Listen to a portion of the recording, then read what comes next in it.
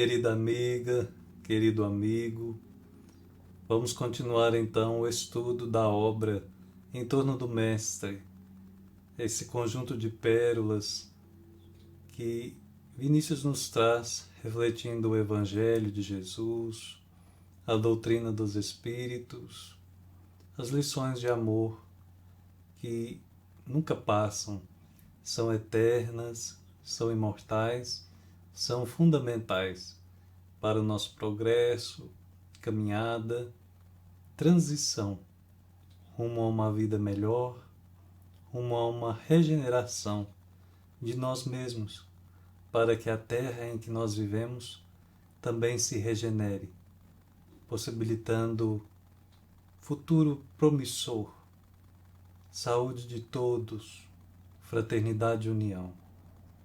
Elementos que por enquanto parecem ser fantasia, utopia em nossa mente, mas apresentam chance total de existirem, de serem construídos na nossa sociedade. Basta o ser humano querer. Por isso nós nunca podemos perder a fé no elemento humano. E Vinícius é a grande prova disso. Ele nunca perde a fé no ser humano. Daí então sempre está trabalhando Evangelho e doutrina pelo ângulo da educação, divulgando a boa nova, professando a fé espírita, a fé raciocinada. Vem ele sempre meditar conosco nos assuntos sérios da nossa existência, a fim de que, degrau a degrau, a gente possa trabalhar determinados pontos interiores de cada um de nós. E o assunto de hoje é renúncia. Palavra delicada, assunto sério, fundamental, considerando que, em geral, a gente se confunde no que realmente renúncia quer dizer e, mais ainda, no que representa a sua prática no nosso dia a dia. Como renunciar? O que renunciar? Será que realmente renunciar nos traz sofrimento, nos traz dor, produz sensação de perda? A gente fica mais pobre renunciando? E Vinícius, como a gente vai perceber, nos traz visões totalmente diferentes do acostumado. Por reflexões do Evangelho que ele busca, por meditações que ele mesmo produziu, sejam inspiradas, sejam dele mesmo, espírito com uma bagagem muito grande que trouxe na última encarnação. Vamos reconhecendo que há muitas possibilidades de enriquecermos sobre o assunto. E que ele é urgente. E a urgência dele é porque se faz muito valoroso quando adotamos um pouco que seja da visão de Vinícius sobre o assunto. Vejam, ele começa a sua crônica dizendo da seguinte forma: não pode haver progresso integral sem renúncia. Não pode haver progresso integral sem renúncia. E o progresso, obviamente, na nossa caminhada, ele se dá em parte intelectual, em parte moral. Avançamos mais depressa no intelecto, vamos aprendendo, vamos crescendo em conhecimento, embora nem sempre a moralidade consiga alcançar a mesma velocidade do nosso acréscimo intelectual. Com isso, por vezes o ser humano domina os saberes, domina conhecimentos técnicos, mas os emprega de forma muito infeliz. Sabe dominar a física, a matemática, a química e, no entanto, utiliza essas matérias justamente para elaborar bombas, materiais bélicos que fomentam as guerras e produzem a destruição abominável que a gente vê no noticiário, vê na mídia e não podemos nunca transformarmos isso como um dia normal, como um costume da nossa época. Não, a guerra não pode ser transformada numa coisa rotineira, numa coisa costumeira. A guerra, ela é uma exceção, ela é algo que deve ser extirpada, corrigida, apaziguada. O normal é a paz, não é a guerra. E aqui ele mostra que o programa se faz através de um progresso integral.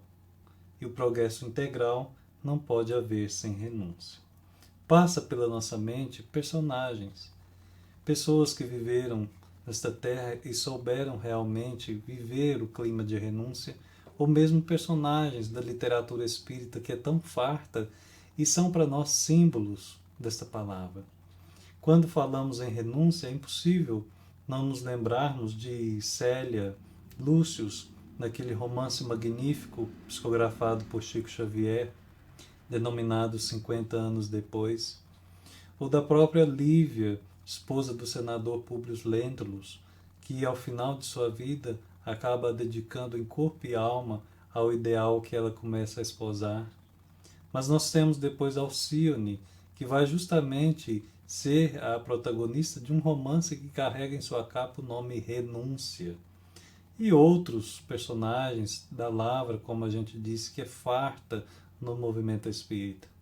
O padre Germano, por exemplo, nas suas memórias, em que nos seus ditados orais por Eudaldo Pagés, aquela grande escritora e trabalhadora espírita da Espanha, Amália Domingo Soler, vai anotando ali e registrando até que nós temos essa pérola, essa barra de ouro denominada Memórias do Padre Germano.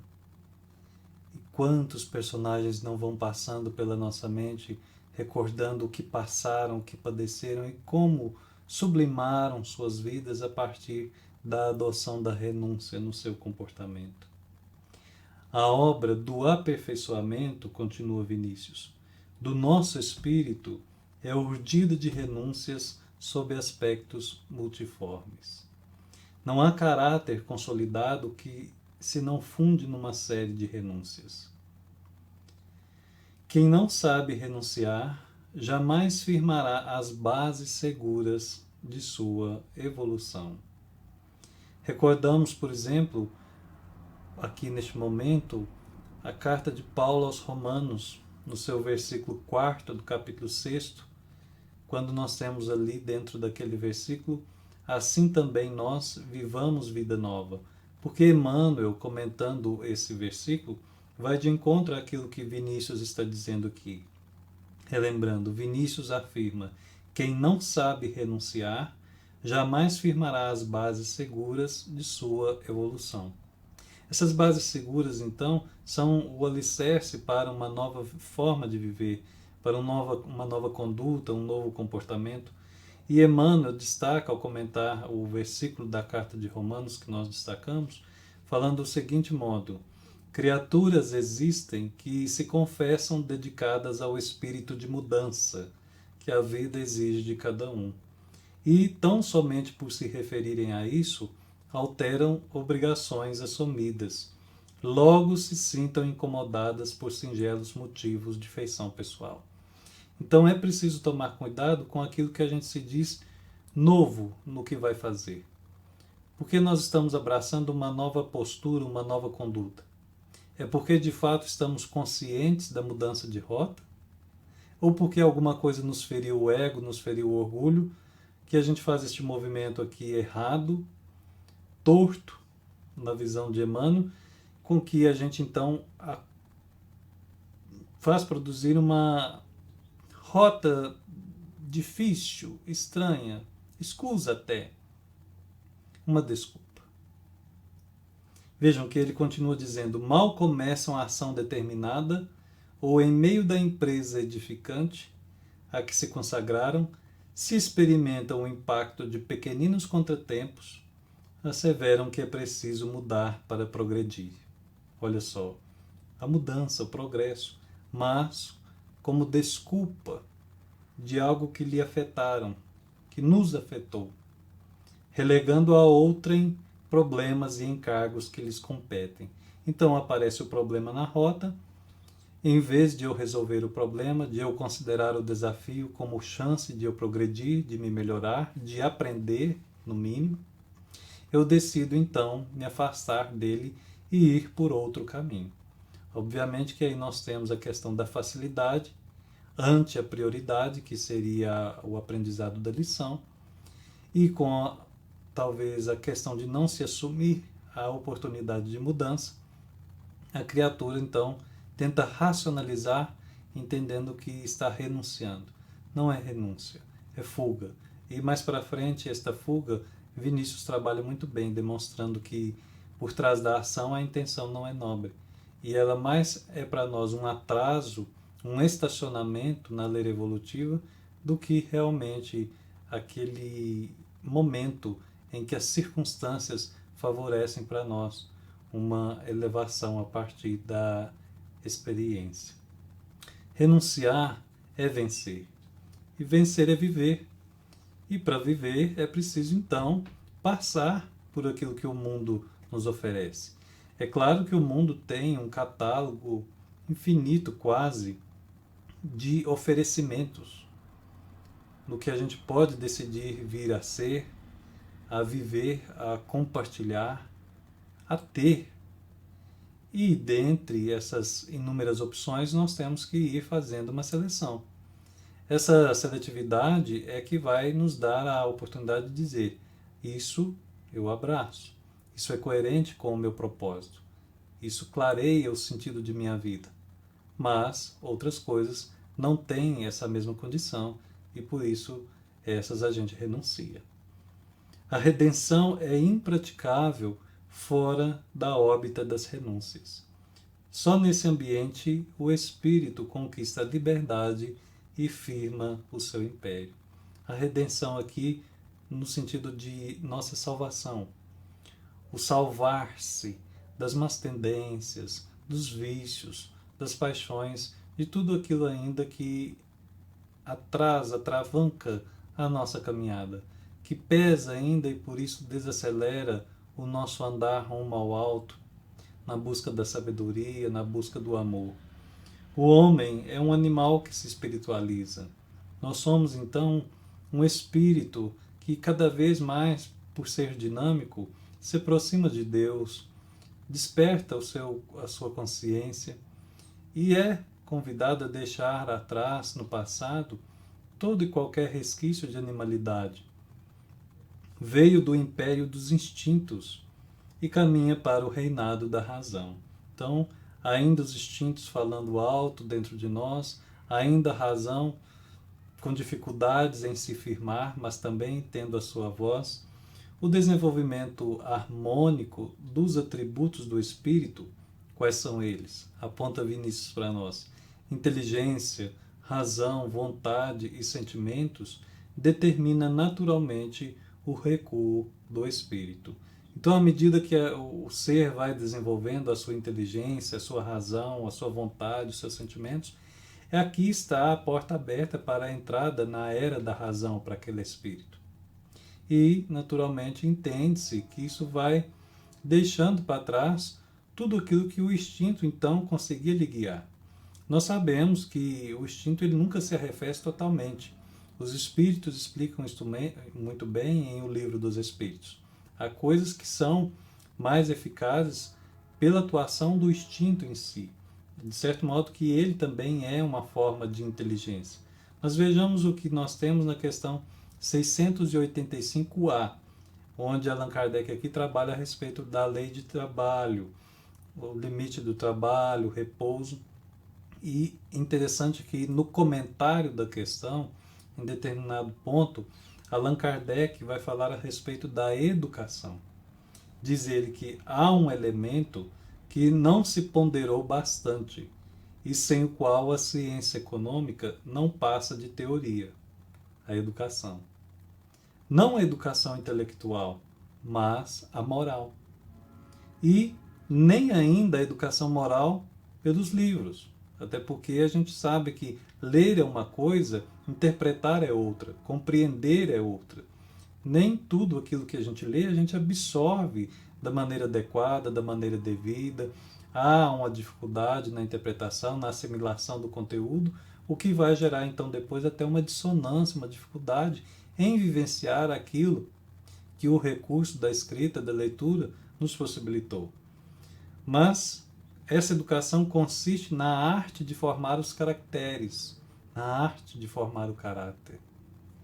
É linda a definição de educação segundo o Espiritismo. Aquela que cria os hábitos, porque educação é o conjunto de hábitos adquiridos. Nós nunca podemos esquecer isso. Isso deveríamos carregar por toda a nossa vida, em todos os momentos em que nos consideramos perante a eternidade, perante o cosmos, eternos aprendizes. Isto é uma nova filosofia de vida, uma nova forma de ver tudo e todos, a começar por nós mesmos. Que a educação é a arte de formar os caracteres, a arte de formar o caráter. A educação é o conjunto de hábitos adquiridos. Então é natural que os atributos do espírito vão ser desenvolvidos se eu buscar o caminho da educação, da autoeducação, o enriquecimento de minha inteligência, de minha razão, a força de vontade e os sentimentos nobres, elevados, dignos, o que então automaticamente determinarão o recuo do instinto. À medida que o espírito assegura seu poder, a animalidade se restringe, vai se restringindo. Questão 593 do Livro dos Espíritos. Podemos dizer que os animais só agem por instinto? E os espíritos respondem: ainda nisso há um sistema. É bem verdade que o instinto domina na maioria dos animais, mas não vês que há os que agem por uma vontade determinada? É que tem inteligência, porém ela é limitada. Então, no caminhar que a natureza nos possibilita ver o fluxo do progresso, vamos também reconhecendo que nós estamos dentro deste fluxo. E nessa plena caminhada em que a gente se situa, temos então agora a oportunidade de reconhecer o quanto os atributos do Espírito nós temos dedicado foco. A quantos anda a nossa questão de reconhecer a razão, a inteligência, a vontade, os sentimentos nas nossas tomadas de decisão. E reconhecer também, por extensão, os nossos instintos, o quociente de animalidade que a gente ainda carrega. Semelhante transição de um para outro reino é obra da renúncia. A obra que nos leva ao progresso integral, como ele disse lá no início. É aquela renúncia verdadeira que não é fuga do que surge na nossa reencarnação, mas melhor entendimento, aplicação das leis divinas, coerência com o Evangelho e por isso com essa ética cósmica que possibilita o progresso universal. O instinto representa o domínio da carne, a razão, o do espírito. Há estágios na vida dos seres em que o instinto tem a primazia, como nós acabamos de falar na questão do Livro dos Espíritos. Essa época em que o instinto prevalece é a época da irracionalidade. Mas outros há em que o despotismo do instinto constitui a fonte de todos os males. Noutras épocas, então, da caminhada do espírito, quando o instinto está ali como déspota, como tirano, como ditador, talvez ele venha, então, prejudicar em vez de auxiliar. Esse tempo é o tempo do ciclo racional. Uma vez que nós já somos seres racionais, deixar o instinto prevalecer é extremamente deficitário e perigoso. É uma coisa muito triste, porque vai fazer com que a gente não haja, mas reaja, e que o nosso comportamento esteja muito permeado por impulsos primitivos, por compulsões, reações impensadas e ações que vão estar contaminadas pelo mal. Isso, como a gente nota, ainda o mediano, é o comum do nosso planeta, um planeta de provas e expiações. mas que com um pouco mais de lucidez, com um pouco mais de entendimento, a gente consegue mapear, consegue vigiar e orar. E nessa vida de oração, no sentido de comunhão plena o máximo possível com Deus, temos a condição de ir limitando, de ir cerceando e reconhecendo, olha, essa atitude ela é muito impulsiva, ela está fundamentada na ira.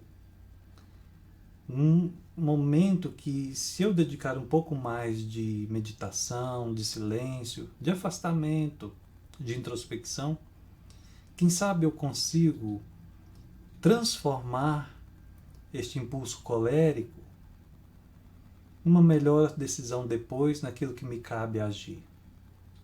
E assim, eu poderei talvez ver que evitarei colher muitos sabores amargos nas ofensas, nos desprezos, nas distorções, nas relações em geral, mas também com a gente mesmo. Como também nos silêncios duvidosos que a gente renuncia, em que o correto seria a fala. Por instinto a gente se cala, não se envolve, se recolhe. Mas a gente ouve a voz da razão, dizendo lá dentro do nosso ser que o correto não era isso, que o justo era ter se pronunciado, que a dignidade pedia ali palavra, não de defesa, mas de esclarecimento, de fidelidade à verdade, de compromisso com o ideal. Ir ponderando, saber considerar quando falar, quando silenciar, como falar, faz parte dessa transição de instinto para a razão. É isso que vai moldar-nos o ciclo racional, para que o instinto não continue sendo o senhor do poder dentro de nós, o detentor do nosso governo pessoal, que não gerencia a nossa mente. O animal tem no instinto seu guia. Para o homem, o guia deve ser a razão. Sempre que esta fraqueja, cedendo lugar àquele, ou seja, ao instinto, o homem erra e sofre. Ou seja, no nosso estágio, deixar-se ser levado pelo instinto é abrir campo para o erro e para o sofrimento. Agindo por impulso, vem a culpa, vem o remorso, vem a necessidade de reabilitação, de reparação, enquanto talvez, agindo pela razão, nós não cairíamos no mal sofrer, como diz Lacordaire em O Evangelho segundo o Espiritismo. Tomaríamos mais cuidado comportando-nos como está lá relatado em O Homem de Bem, no capítulo 17 também do Evangelho. Erra porque se deixa arrastar. E realmente o instinto faz com uma força descomunal um arrastamento. O ser fica cego, explode, reage, movimenta-se e depois, quando passa aquela grande energia, esfriando a cabeça, desacelerando o coração, é que ele vai perceber que foi arrastado, mais uma vez, por uma força mecânica, talvez porque ela seja milenar dentro de nós. Mas porque ela é milenar, é antiga, não significa que ela seja irresistível. É possível domesticá-la, é possível e é necessário educá-la, tendo já o leme e a bússola para orientar-se. Ao sabor das vagas, ou seja, das ondas que o desviam do roteiro normal da vida. Sofre porque o erro é causa cujo efeito é a dor. Aqui então é inevitável a gente recordar os versículos 24 e 25 do capítulo 9 do Evangelho de Lucas. Ali está escrito: pois quem quiser salvar a sua vida, a perderá. Mas quem perder a vida por minha causa, este a salvará. Pois que adianta o homem ganhar o mundo inteiro e perder-se ou destruir a si mesmo? Quantas vezes nossos impulsos por dominar, por colonizar, por interferir, por influenciar, fazem com que a gente mesmo se perca do caminho que nós deveríamos estar traçando, do roteiro no qual nós estávamos inseridos, e por um descuido a gente se ilude e acaba querendo se tornar aquele que salva, mas não se salva. E isso é lamentável, porque o próprio Cristo já mostrava para nós: quem quiser salvar a sua vida, a perderá, mas quem perder a vida por minha causa, este a salvará. Perder, é claro, aqui no sentido de envolver-se demais com o transitório, que acaba se esquecendo do eterno, das prioridades do espírito imortal. E assim é impossível conservar o recurso que nós detemos no momento. Tudo aquilo que o nosso programa reencarnatório nos fornece e que, não utilizando bem, a gente ainda até desconsidera a ponto de reclamar. A reclamação talvez surja como grande inimiga da oportunidade de fazer uma verdadeira renúncia àquilo que não cabe no momento como auxiliar para a nossa evolução. E nós todos queremos evoluir. O instinto não reúne os requisitos necessários para satisfazer as aspirações do espírito, antes constitui-lhe embaraço.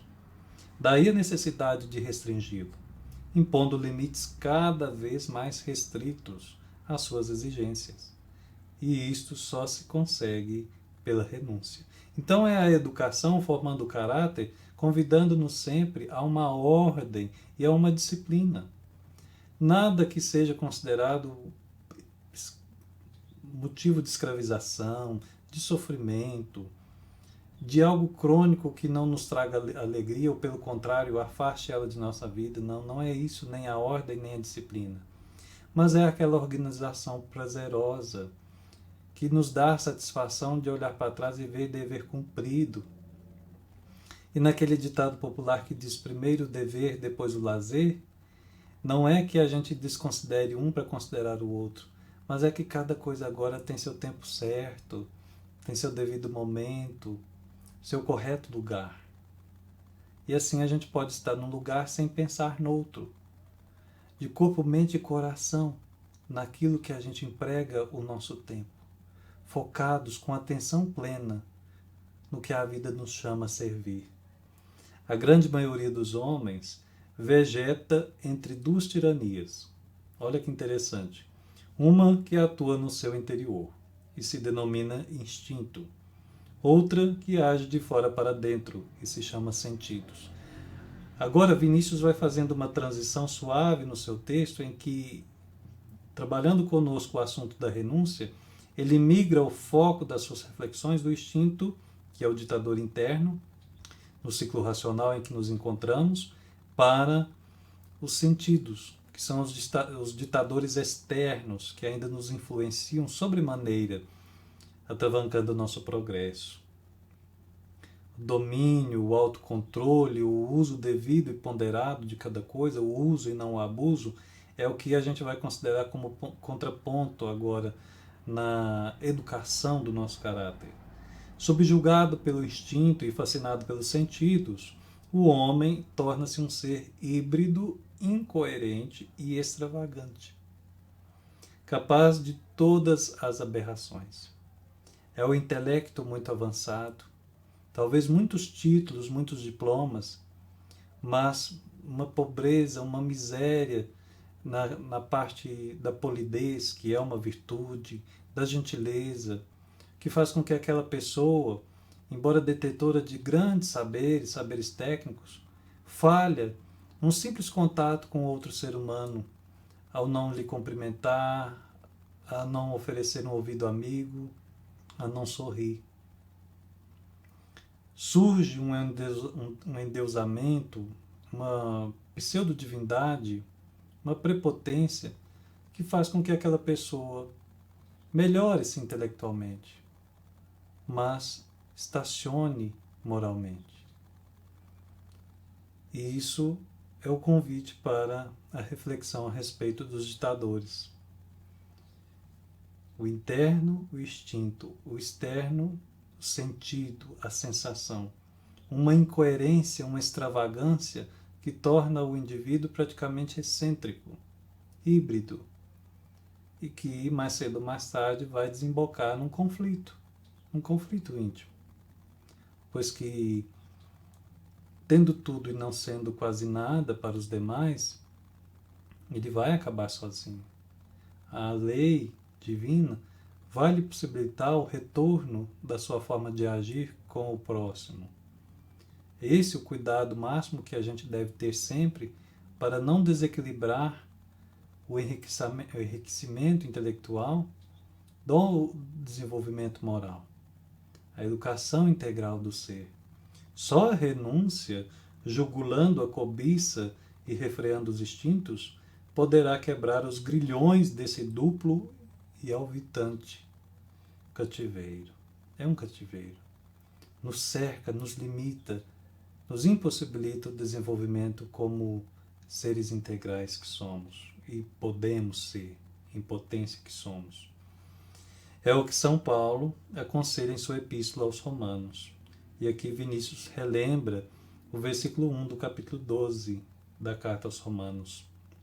Rogo-vos, irmãos, pela compaixão de Deus, que apresenteis os vossos corpos como um sacrifício vivo, santo e agradável a Deus, pois em tal importa o culto racional, e não vos conformeis com este mundo, mas transformai-vos pela renovação da vossa mente, para que proveis qual é a boa, agradável e perfeita vontade de Deus.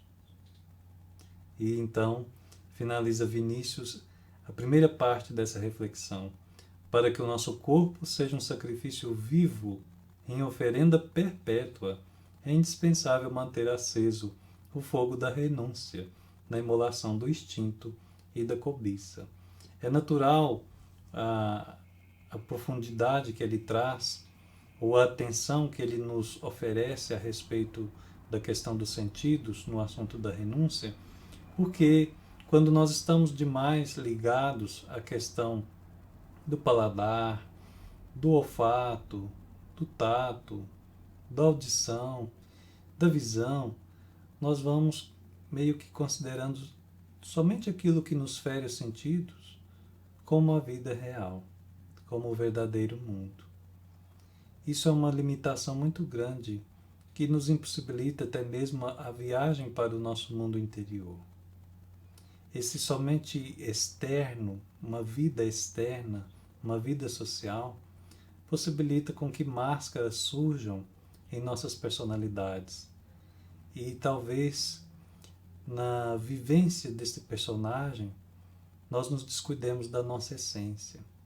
Lá na frente é que a gente faz então aquela retrospectiva e volta-se: quanto daquela criança que eu era ainda carrego dentro de mim? O que de bom que eu não devia renunciar, que eu renunciei? E aquilo que era errado, que eu devia ter negado, acabei abraçando e trazendo para dentro de minha vida. Será que eu não consigo agora, com um pouco mais de olhar profundo, elevado que a doutrina que o Evangelho me oferece, considerar que é o tempo para começar a desapegar, a despedir disso que eu carreguei até aqui? Renunciar às mágoas, renunciar às feridas que foram feitas no passado. Sim, duraram um segundo que foi divisor de águas na existência, mas esse segundo ficou eternizado no coração. É uma memória que se repete dia após dia, ao lembrar da pessoa, da situação, do momento. Não é agora o momento de renunciar à mágoa, ao ódio, à tristeza, à angústia e aceitar o perdão? O ser perdoado e o perdoar? É impossível que a gente progrida sem o contato social. Mas o contato com o mundo é possível, considerando o nosso templo cada vez mais como algo sagrado, como disse aqui Vinícius apontando Paulo de Tarso, como um sacrifício vivo, santo e agradável a Deus, e também, naturalmente, pela renovação da nossa mente. É possível. Nessa segunda parte, Vinícius agora vai destacar alguns versículos que dizem palavras que Jesus pronunciou.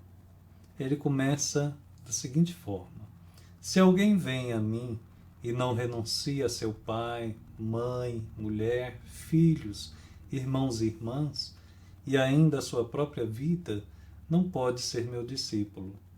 Assim, pois, todo aquele que dentre vós não renuncia a tudo que possui, não pode ser meu discípulo. Quem tem ouvidos de ouvir, ouça. Nós recordamos aqui do versículo 27, do capítulo 14 de Lucas. E aquele que não carrega sua cruz e não me segue, não pode ser meu discípulo. Jesus nunca escondeu de nós que, para ser discípulo dele, era uma das etapas o carregamento da própria cruz. Se alguém quiser vir após mim, renuncie a si mesmo, tome sua cruz e me siga. Bem diferente daquela parábola que nós temos das tentações de Jesus no deserto, em que ali o adversário lhe tentando, o tentador lhe perturbando, oferece dizendo o seguinte: se prostrado me adorares, tudo isso te dareis. Pede somente bajulação, adoração, idolatria, oferecendo tudo, tudo que, é claro, ele não consegue dar, porque ele não é Deus. E Jesus, sem fazer promessas, mas apresentando a verdade, reconhece: se alguém quiser vir após mim, renuncie a si mesmo, tome sua cruz e me siga. Então Vinícius vai destacar agora o seguinte: sempre que o incomparável mestre fechava seus discursos com a frase "quem tem ouvidos de ouvir, ouça", queria com isso dizer: quem for capaz, penetre o sentido destas palavras. Porque o meu ensino não está na letra que mata, mas no espírito que vivifica. O trecho acima escrito, o trecho que nós acabamos de dizer, acha-se em tais condições. Jesus tinha o lar e a família na mais alta consideração. Então, agora enfocando ainda o assunto da renúncia, ele não disse para nós abandonarmos nossos pais, nossas mães, mulher, filhos, enfim, a família. Não é isso, abandonar e deixar ao léu, não conversar, não contactar, não cumprir o papel que nos cabe dentro daquele lar. Não é. Jamais. Isso seria totalmente incoerente. Emmanuel, em Caminho, Verdade à Vida, diz assim: o que representa renunciar por amor ao Cristo é perder as esperanças da terra, conquistando-as do céu. Mais uma vez o chamamento, questão dos sentidos. E fica claro aqui que renunciar o lar não é afastar os sentidos, mas atrapalhar o afeto, atrapalhar tudo aquilo no qual nós nos compromissamos antes de reencarnarmos. É justamente atrapalhar a caminhada programada para a atual encarnação. Segundo o modo de Jesus ver, no lar e na família se consubstanciavam os maiores bens, aqueles a que o homem se achava mais intimamente ligado. Daí citar precisamente o lar e a família, ao lado da própria vida, como os objetos que fazem jus aos nossos maiores afetos e ao nosso mais profundo e radicado apego. Todavia, esses tesouros devem ser renunciados quando constituam embaraços a obra da redenção de nossos espíritos. Então, são os embaraços que nós somos chamados a analisar. As feridas que carrego, feridas geracionais que trago dos antepassados, são realmente feridas minhas também? Ou são tendências, são comportamentos, são crenças que estou carregando para não desagradar ninguém, para não ferir suscetibilidades? Até onde estou sendo eu mesmo de verdade? E o quanto isso tem feito bem ou mal para mim e para minha própria família? É neste ponto em que nós devemos refletir a respeito da renúncia. Até aqui fica muito claro que a renúncia ela está totalmente associada à questão da coragem. É preciso ter coragem para ser a si mesmo aquele que segue Jesus. É preciso ter coragem para ser discípulo de Jesus. Renunciar a si mesmo é renunciar tudo aquilo que o mundo nos oferece, que nos convida facilmente e talvez nos oferte com abundância, mas que, por mais que tenha fartura, não nos sacia. Essa saciedade vem justamente do carregamento da cruz, porque ela é nossa e ninguém pode carregar por nós. Assim como também não faz muito sentido a gente carregar a cruz de todo mundo e a nossa mesma ficar no chão. Algo de errado ali vai gerar consequências dolorosas. Mas, afinal de que consta essa renúncia e como deve ser executada? Aqui cumpre lembrar a observação do Senhor. Quem tiver ouvidos de ouvir, ouça. Então, a necessidade do entendimento, da interpretação do Espírito e não da letra, não do sentido literal da coisa. A renúncia, tal como Jesus a estabelece, não significa, no que respeita à família, o seu abandono, o arrefecimento do afeto que une os corações destinados a viverem sob o mesmo teto. É totalmente incoerente para aquele que decide abraçar a boa nova, querer abraçar o mundo inteiro e descuidar da própria casa. Tanto quanto fica errado nós nos fecharmos somente dentro das paredes que formam a nossa residência e não olharmos para fora. Tudo aquilo que ainda nós podemos servir, que está dentro da nossa capacidade auxiliar, da comunidade em que estamos inseridos, somar nela com aquilo que nós podemos oferecer, com a nossa vocação, com os nossos talentos, é desenterrar o talento, é multiplicar o talento. Renúncia, segundo o critério evangélico, quer dizer a capacidade moral, força de caráter capaz de sobrepor, em qualquer emergência ou conjuntura, a causa da justiça e da verdade acima de todos os interesses, de todas as volições, as vontades e prazeres, e mesmo acima das nossas mais legítimas e caras afeições. Então, aqui, reconhecemos os nossos princípios, aquilo que nos carrega, que nos molda, que nos conduz, os nossos valores, o direito do outro ser quem é, como o direito da gente ser aquilo que o nosso íntimo diz que a gente deve ser. É o socorro ao outro no encaminhamento ao bem, mas nos socorremos também de não repetirmos histórias seculares. Tal é a condição sine qua non estabelecida por Jesus para nos tornarmos seus discípulos. Vinícius continua trabalhando então a respeito da renúncia em relação à família, em relação à sociedade. Aponta, por exemplo, que não é fugindo da sociedade, se isolando egoisticamente entre as paredes de um cubículo, que aceleraremos a evolução dos nossos espíritos. Os trânsfugas perdem a oportunidade de avançar na senda do progresso porque evitam as lutas. Se vamos renunciar a algo, essa renúncia não deve ser as lutas que aparecem no nosso caminhar, porque ali vão estar as provas que vão nos testar e nos dar a oportunidade de aprender lições indiscutíveis, inesquecíveis, como também os resgates, já uma vez prenunciados enquanto estávamos ainda no plano espiritual, e que agora, soando o momento, a sirene, o alerta de que o momento chegou, é hora então de nós reconhecermos que é preciso vencer. E vamos vencer. É preciso ter fé, e com fé a gente vence. Enfrentando os nossos inimigos, dentre os quais a morte é o derradeiro a vencer no conceito de Paulo, que caminharemos com passo seguro na conquista do porvir.